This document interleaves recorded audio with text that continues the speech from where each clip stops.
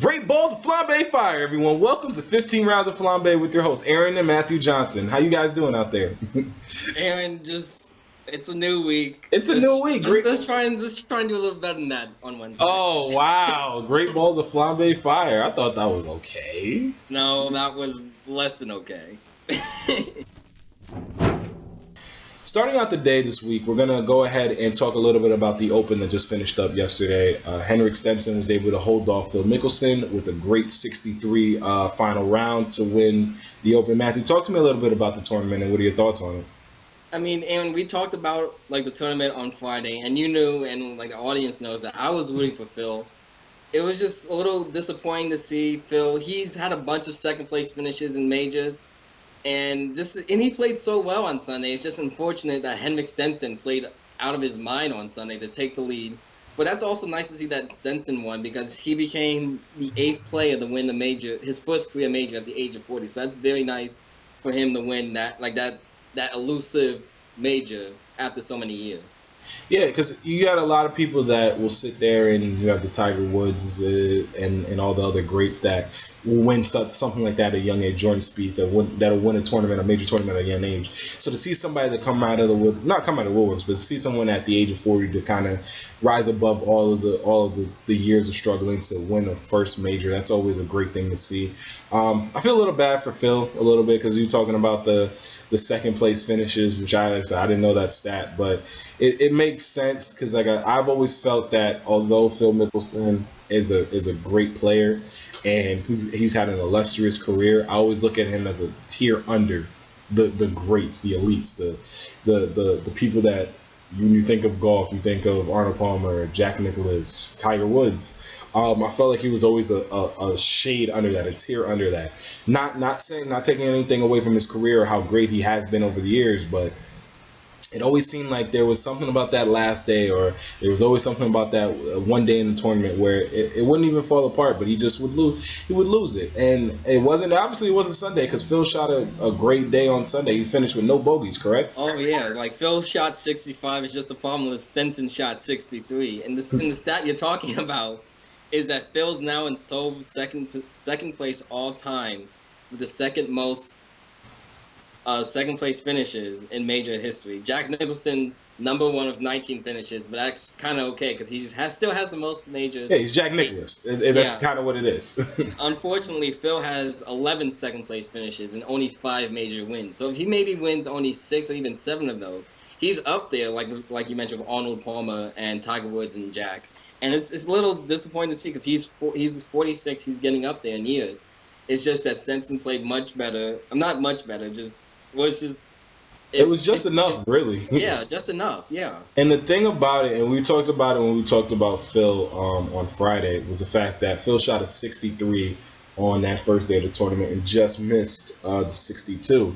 And we were saying, wow, that was such a great round of golf, and he played out of his mind and all this. And he was at the leaderboard, top of the leaderboard on Friday, going into the weekend, and finished the second place finish. He still was in the running for it at the end, but like you said, Stenson with a 63 on that final round. That's, like I said before, that's your boy D'Angelo Russell, ice water in the veins. It's exactly what that is to me, because to be able to get to that lead and hold on to it, knowing that Phil's having such a great day and he's nipping at your heels, that's something that you don't see a lot, but to have that from a guy in his first major tournament win, that's special. That really is. I mean, the whole day was special. Like as we talked about it before, like previously the greatest round, the final round of the major was nicknamed Duel in the Sun. And that was the 1977 British Open with Tom Watson defeating Jack Nicklaus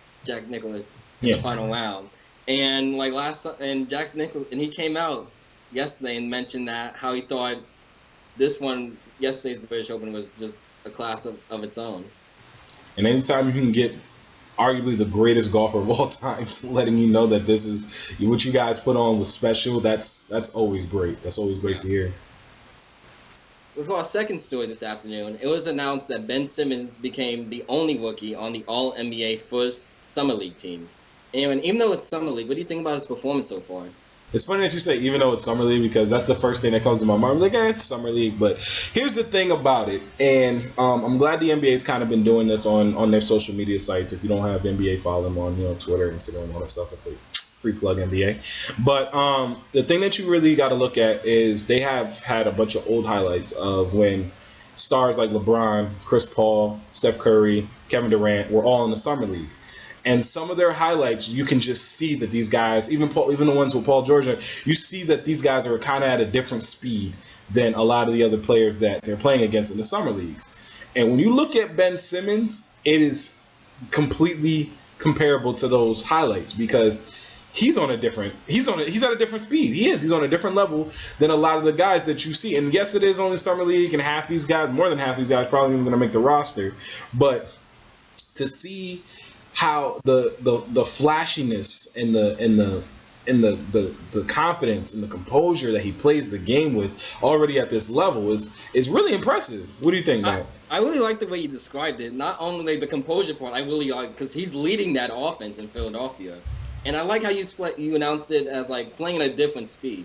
Because I watched a few of his highlights like this afternoon, and it is like he's playing at a different speed. Like the passes are Magic Johnson like. His court vision, it's incredible. He's so young. He's only 19 years old, and he has this court vision to make these nice behind-the-back passes, find the open men, and just who drain these shots.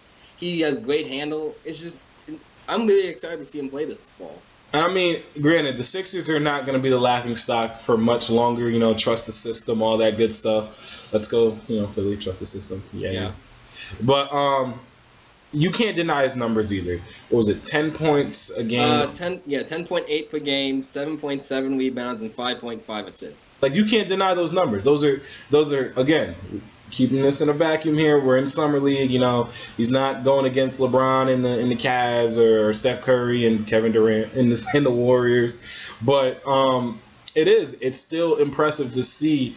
To have this guy, who was sitting down at Louisiana State University taking classes a couple months ago, and now he's here in the NBA Summer League, and he's the star of the show. He really is, because I said to be the only rookie, and people have said this is going to be a very deep class coming into the NBA this year, and to be the only rookie that's on that first team All NBA Summer League team is something that's impressive. I mean, like you said before, like Philadelphia has been doing this for years, like trust the system, and they've gone 47 and 199 after these past 3 seasons. And the 76ers are a very proud, historic team in the NBA. Oh, wow. And it cost them a GM, it's cost them a few coaches, and now with Brian Colangelo as their GM and Coach Brent Brown, and they finally, this might finally be worth it. All the crazy draft pick decisions, drafting getting 3 centers.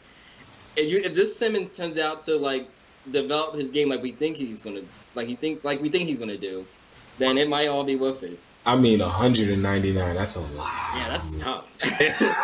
199 losses in 3 years. That's a lot. I wonder how long it took for LeBron or something like that to lose 199 games in his career.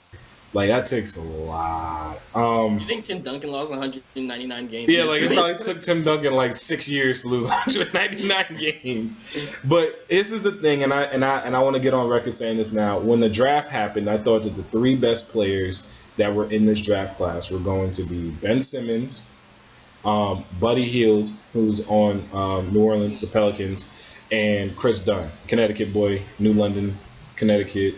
Chris Dunn going to the Timberwolves. The reason why I like Dunn, because I love the system he's going to be in Minnesota with Andrew Wiggins and Zach LaVine and all these guys. I think that's going to be a very solid team. Karl Anthony Towns, obviously, that's going to be a very solid team. He fits right into that mold.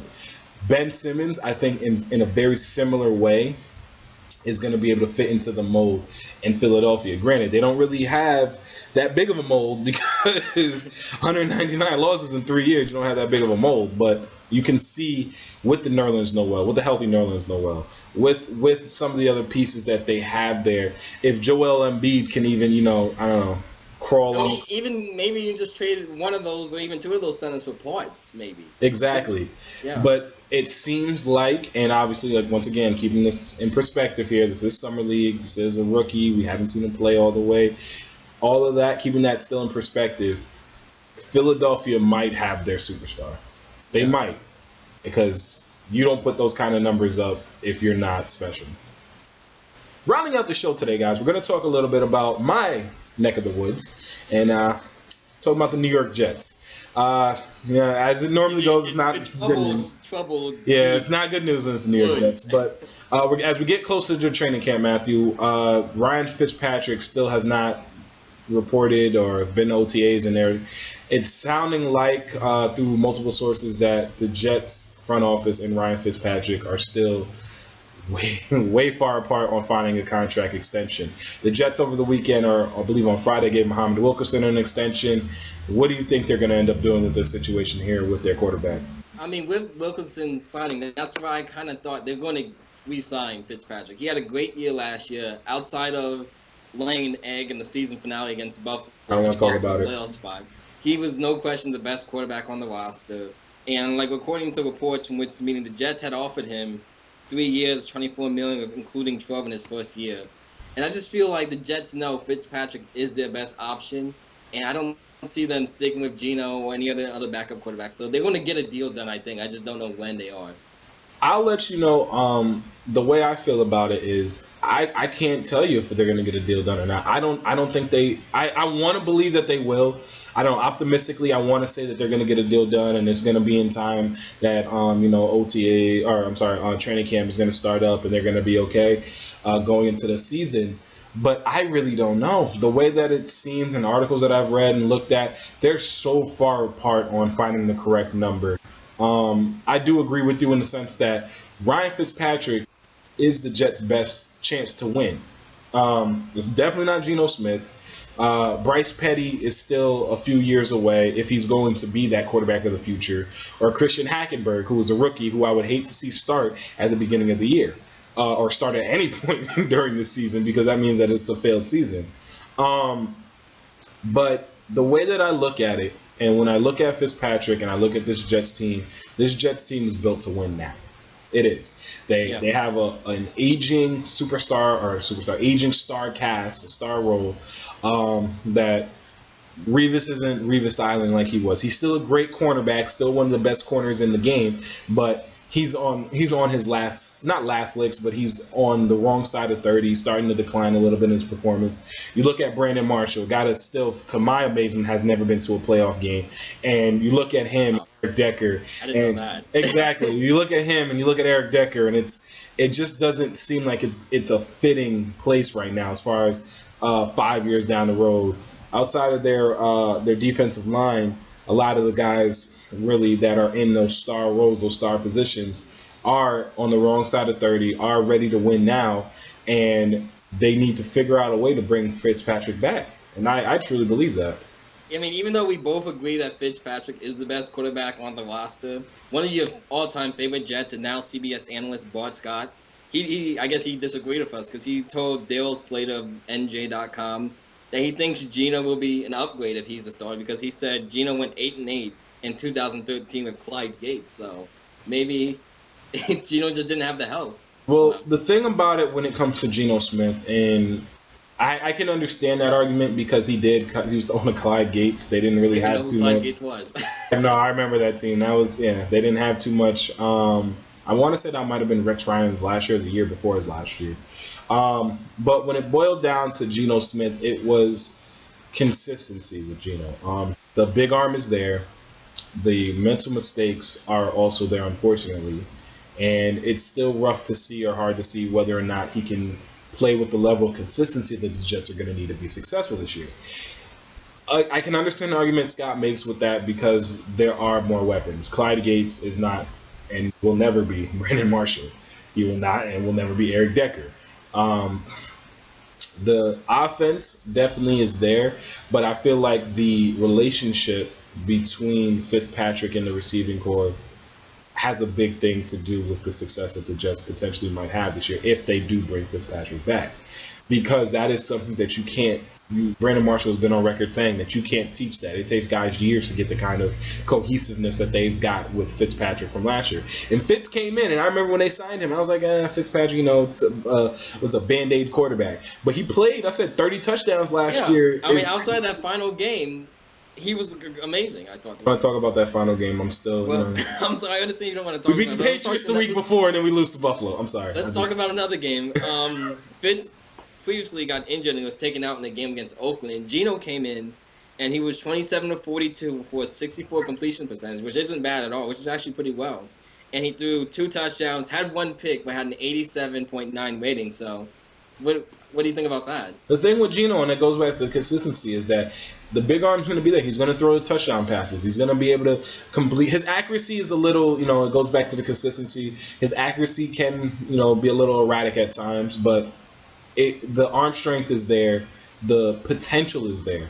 But it boils down to, like I've said before, consistency with him, because you get the erratic throws, you get the interceptions, you get the bad decisions on 3rd and 5, 3rd and 6, and those make or break a game. Those little plays right there that can stall a drive out, or you need a big play here. I'm not saying that Fitzpatrick is going to be the guy to get it, but Fitz isn't going to throw it on 3rd and 6 or 2nd and 10 from your own 3-yard line. He's not going to throw a pick 6. Yeah. He's going to you just trust Fitzpatrick more than the trust factor is there. It is the trust factor for Fitzpatrick is there, and I'm a guy that's way on the outside looking in. So imagine if for some of these receivers, some of the players that look at him and see a guy that they can potentially hoist a trophy with. Well, that's all the show we have for you guys today. It's Monday. It's Monday. No other way I can put it. So thank you again for watching 15 Rounds of Flambé, guys. We're here 3 times a week. We love doing this, Matthew and I. I feel like we're getting a little bit better, Matt. I think this was a good show, I think. Yeah, that's it. A lot of people, been giving us great feedback. Please, guys, continue to like and share us. Subscribe button right down here. Thank you. Also, link for our GoFundMe page will also be in the description below. Will probably pop up around, I don't know, maybe now. So when you get a chance, go ahead and hit that. Please help us continue to grow our show, what we want to do. And hope you guys enjoyed the show again. And we will see you on Wednesday. All right, see you. Enjoy the rest of your day.